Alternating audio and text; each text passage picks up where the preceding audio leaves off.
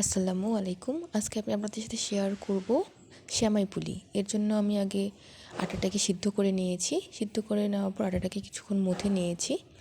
মথে নেওয়ার পর কিছুক্ষণ রেখে দিতে হবে আটাটাকে, যাতে কিছুক্ষণ ভালোভাবে মথে যায়। এরপর আটাটাকে ভিডিওর মতো করে রোল করে নিতে হবে। চিকন করে রোল করে নিতে হবে।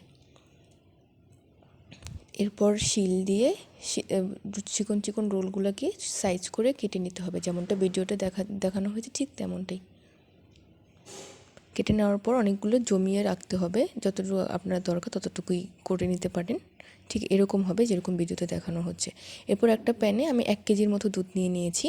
এরপর সেখানে দারুচিনি এলাইচি দিয়ে দিয়েছি।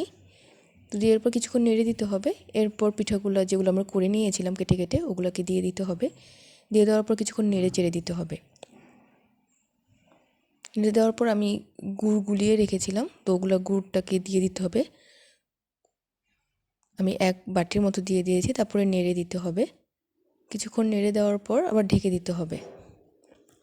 তারপর তৈরি হয়ে গেল আমাদের মজাদার সেমাই কুলি। ধন্যবাদ আপনাদের সবাইকে।